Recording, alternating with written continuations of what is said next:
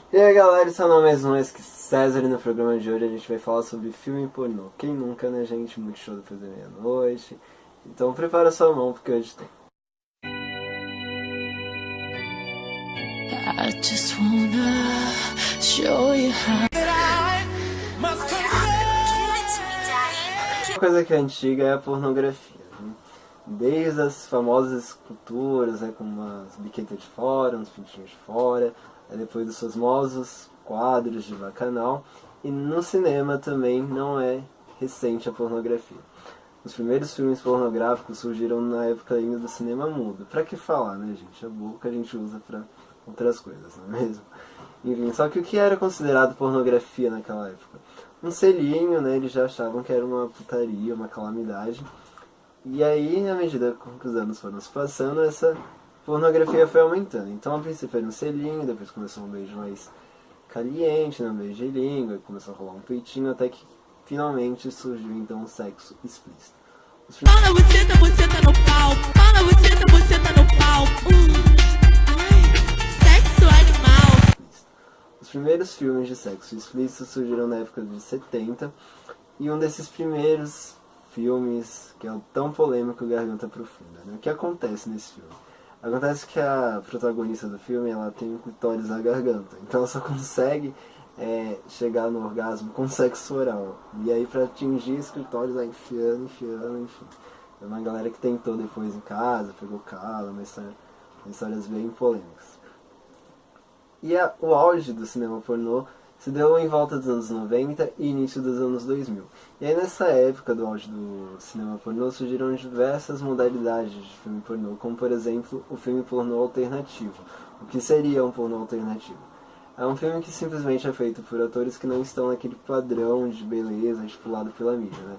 Então é uma galera mais gordinha, uns caras do pinto pequeno, enfim, aquela galera que não tá aí no padrão de estética do cinema pornô, né, das grandes indústrias. Só que acontece que depois, nessa época de auge, a partir de 2007, as indústrias pornográficas tiveram uma queda devido ao avanço da internet e também da pirataria, né? Porque hoje em dia ninguém vai mais comprar um DVD pornô se você pode, sei lá, assistir pornô no seu celular, né? Com uma mão no celular, outra ali, né? Olha só que comodidade, não é mesmo? Então, né, todos esses sites também que surgiram, as indústrias pornográficas acabaram perdendo aí o seu prestígio, mas ainda existem os fãs aí de filme pornô que continuam ali fiéis.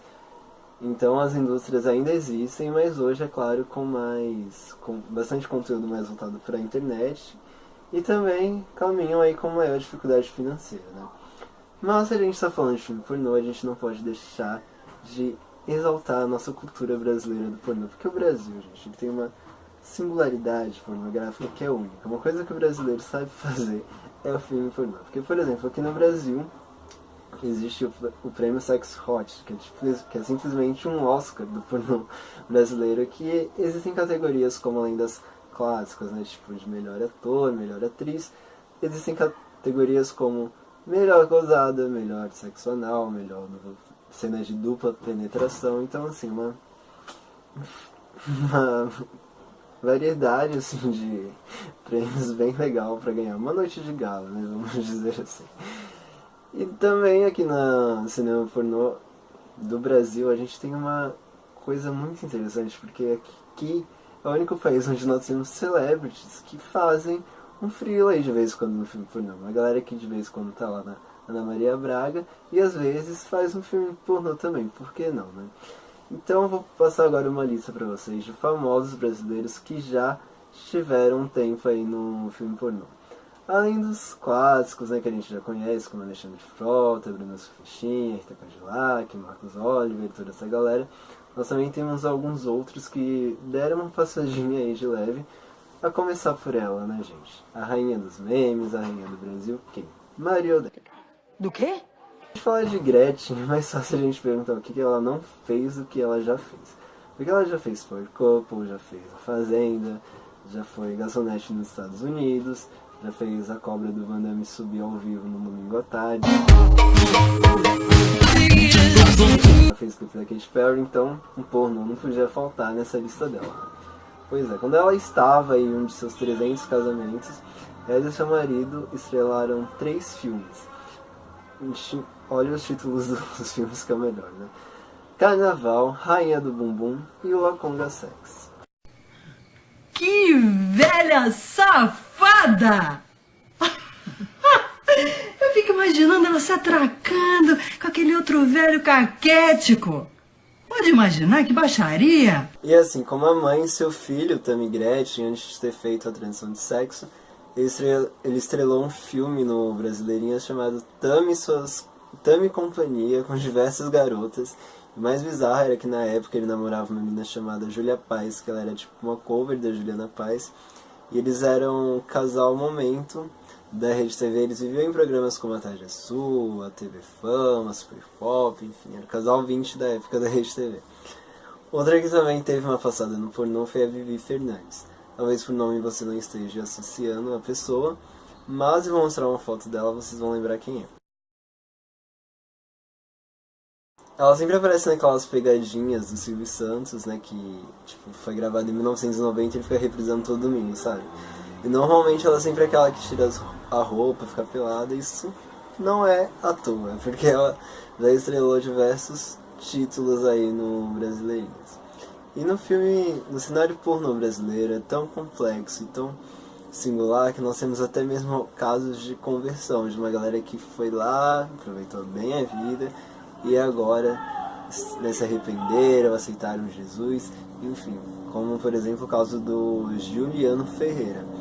Ele hoje é pastor e ele escreveu um livro contando aí as suas experiências sexuais, e no pornô ele era mais conhecido pelo seu nome artístico Júlio Vidal, e inclusive ele ficou muito conhecido no cenário pornô gay, olha só que curioso, né? E também tem a Viviane Brunelli, que ela foi uma das ex-300 mulheres aí do Ronaldo Fenômeno. E aí depois do divórcio ela acabou entrando no mercado pornô. E hoje ela também é pastora, se converteu. Quer saber a razão? Eu sou a Universal. É bem mais esperta que a Daniela Scarelli, né? Pelo menos ela ganhou, né, lucrou em cima do sextape. Não pagou peitinho à toa, na verdade. E também temos alguns casos polêmicos e até mesmo trágicos, assim como o caso da Leila Lopes, que ela era uma atriz global, estrelou diversas novelas, e aí depois ela acabou entrando no cenário pornô. Só que a gente sabe que quem acaba se submetendo a isso, infelizmente, é julgado pelo resto da vida, né? Sempre tem que carregar aquele fardo de ser um ex-ator pornô, enfim. E ela acabou não aguentando toda essa pressão e ela se suicidou em 2008.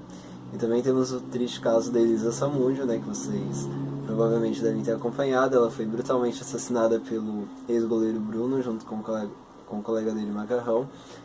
E antes dela ter se envolvido nesse meio todo, ela também tinha feito alguns pornôs. E esse caso é bem curioso, olha só, desse ator chamado Marcelo Ribeiro. Talvez vocês estejam falando, quem é Marcelo Ribeiro? Seria realmente só mais um nome do pornô se ele simplesmente não fosse aquele garoto que, aos 12 anos, contracenou com a Xuxa num filme chamado Amor, Estranho Amor, onde ela teria cenas de sexo com ele. Vem cá, guri. Vem. Vem. O filme, ele foi, né, alguns anos depois a Xuxa entrou na justiça e baniu a venda desse filme. Todas as fitas foram recolhidas, né? Como não estava na época da internet, então foi bem mais fácil recolher aí todas as fitas desse filme, né, e a divulgação dele.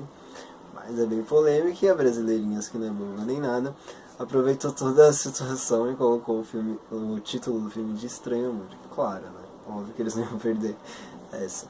Então é isso, esse foi o ESC de hoje, espero que vocês tenham curtido. Se faltou algum nome, alguma coisa que vocês queiram comentar, deixe o seu texto aqui embaixo. Se inscreva no nosso canal, dê seu like, beijo grego e até a próxima. Nossa, dia desse veio um primeiro de São Paulo visitar nós, né? Aí ele trouxe uns vídeos de putaria no celular dele, aí nós ficamos assistindo, né? Não é diferente demais, nunca tive uns trem daquele, não. Meio faz cada coisa, né? Não achei engraçado demais. Negócio grande, nunca tinha visto daquele jeito, não. Aí depois eu fiquei tudo na imagem, né? Eu assisti os vídeos daquele, né? Difícil, né, nós se controlar. Aí eu fui lá pro curral. Aí não me pegou, não me deu uns cacetes. Falou, ô menino, isso não é coisa de ficar se fazendo, não. Mas é difícil, né, se controlar depois de ver um vídeo desse, né? Ah, eu achei muito bom. Porque ela tem um celular desse pra ver uns negocinhos assim, né? Meu pai não deixa, né? Falou que tem que estudar, que esse negócio de ficar assistindo, não. Mesmo ficar assistindo também, né? Depois tem onde fazer, né? É ruim, né? Só ficar vendo, não tem muito o que fazer, né? Então tchauzinho pra vocês, viu? Tchauzinho, até a próxima.